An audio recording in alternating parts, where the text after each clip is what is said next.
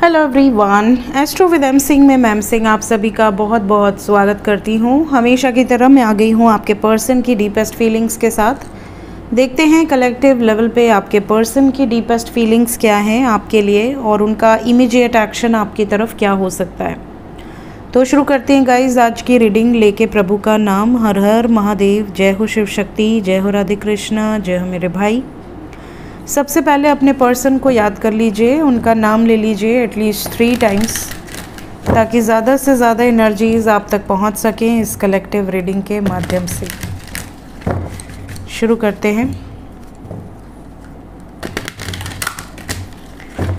देखते हैं किस एनर्जी में है आपके पर्सन अभी इस वक्त, सबकॉन्शियस माइंड में क्या चल रहा है।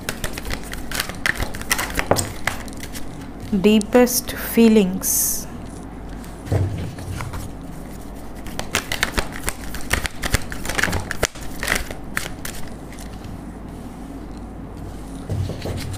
we have 111,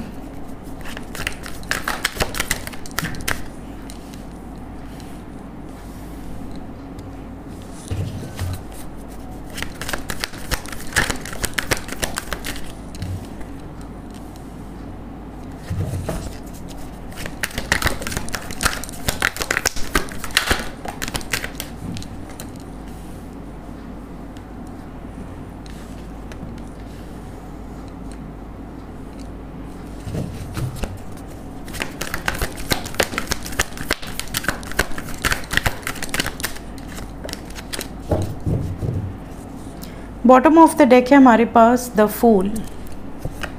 ओवरऑल एनर्जी है 9 of cups. So we have the fool and 9 of cups.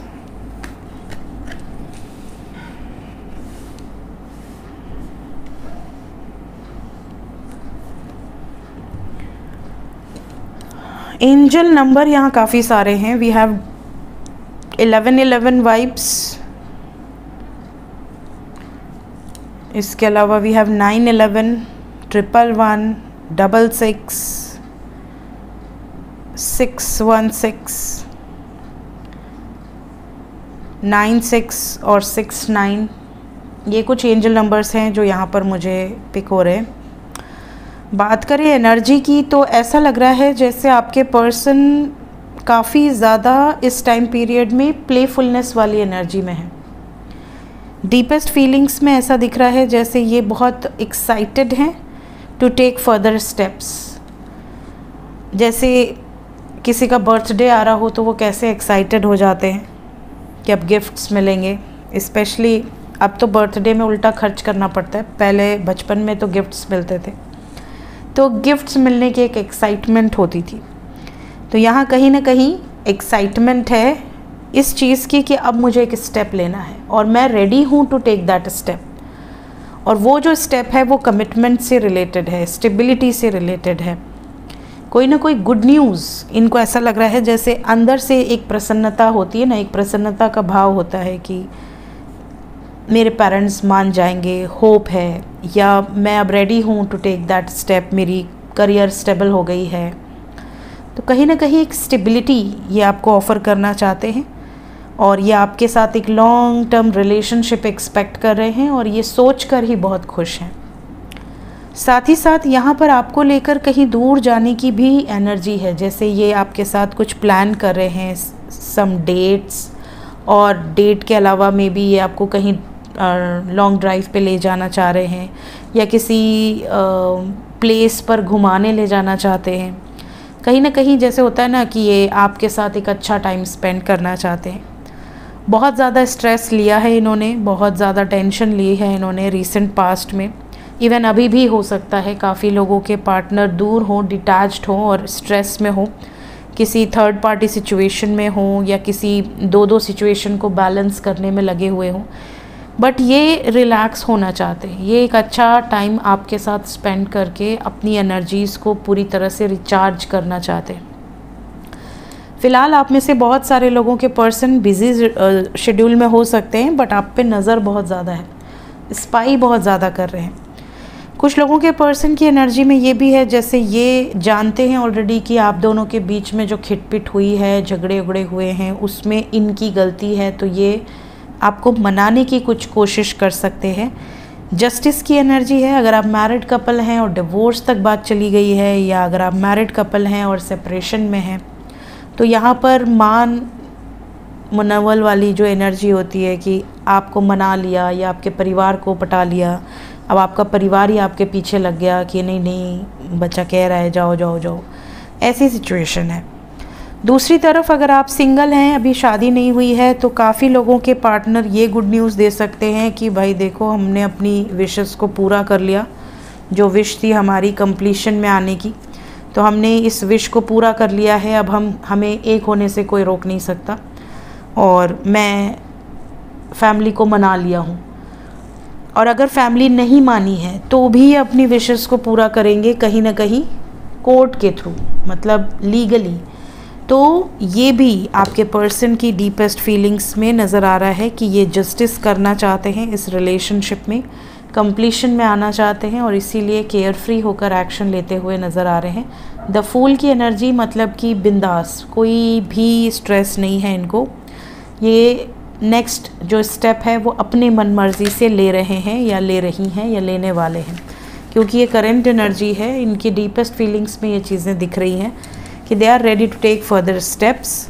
और किसी थर्ड पार्टी में अगर ऑलरेडी हैं, किसी मेंटल कॉन्फ्लिक्ट्स में अगर ऑलरेडी थे या हैं, तो ये वहाँ से बाहर निकलने का डिसीजन भी ले चुके हैं ऑलरेडी।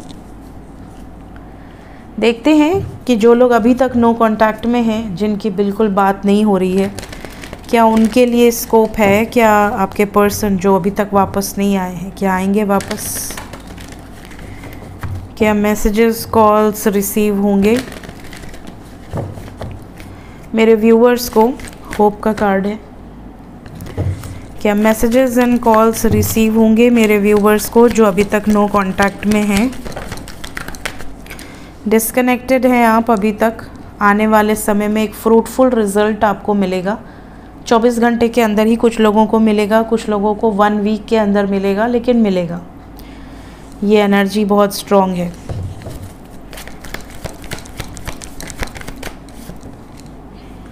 आपके पर्सन किसी मेंटल कॉन्फ्लिक्ट में हैं, जैसा कि मैंने अभी बताया, जिसके कारण ये आपसे अभी बात नहीं कर पा रहे हैं, लेकिन आने वाले समय में ये डेफिनेटली आपसे बात करेंगे।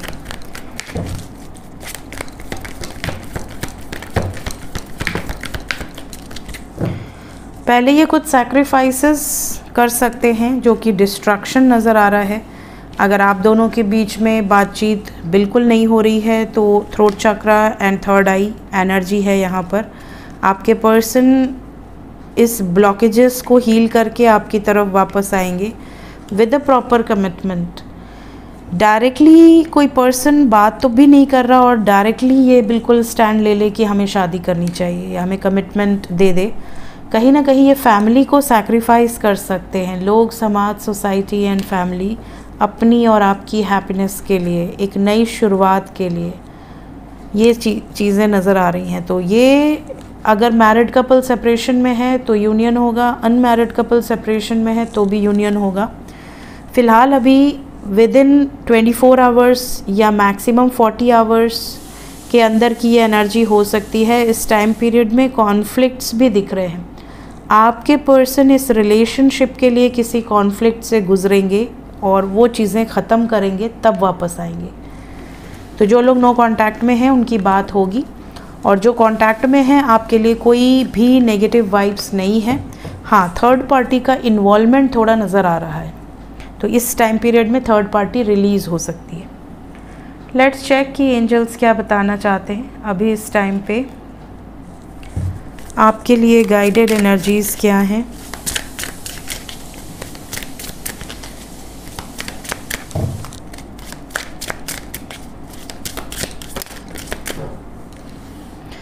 यहाँ से भी we have 11 and we have 1 clear energy blocks.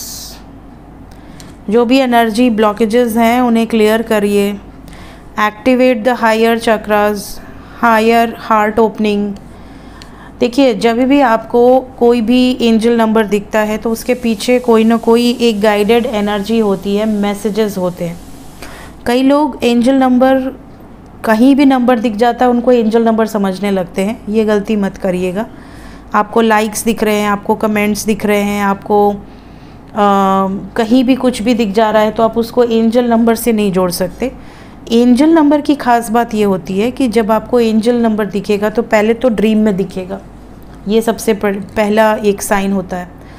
Dream में जब आप उसको इग्नोर कर देते हैं तब वो आपको काफ़ी जगहों पर दिखता है ताकि आप उसको कैच कर सकें। दूसरी बात कि कोई भी एंजल नंबर अगर आपको लाइफ में दिखता है तो वो एंजल नंबर, एक ही एंजल नंबर आपको बार बार दिखेगा, और जब आप उसको नोटिस कर लेंगे तो आपकी लाइफ में विदिन 10 to 15 डेज़ कुछ घटित होगा। अगर वो चीज़ फेवर में है या ऑपोजिट है, उससे आप डिकोड कर सकते हैं कि शायद एंजल्स मुझे ये वार्न करने की कोशिश कर रहे थे। बट अगर आपको 50 एंजल नंबर्स दिख रहे हैं और आपकी ज़िंदगी में कोई बदलाव नहीं आ रहा है तो आप समझ लें कि आप कंफ्यूज हो रहे हैं, वो एंजल नंबर नहीं है। एंजल नंबर एक बार में एक ही दिखता है, जब आप उसको डिकोड कर लेते हैं वो आपकी लाइफ में लागू हो जाता है तभी दूसरा एंजल नंबर दिखता है। ठीक है, सो यहाँ पर एंजल नंबर 1111 या एंजल नंबर 111 अगर आपको नज़र आ रहा है तो ये आपको कह रहा है कि एनर्जी ब्लॉकेजेस हैं, हील योर एनर्जी ब्लॉकेजेस। अपने चक्रास को एक्टिवेट करने पर फोकस करो। Then we have number 99, let your light shine. आपके अंदर कुछ हिडन टैलेंट है, उसको बाहर निकालने में, अपने आप को असेंड करने में ईश्वर की मदद लीजिए, अपने एंजल्स की मदद लीजिए।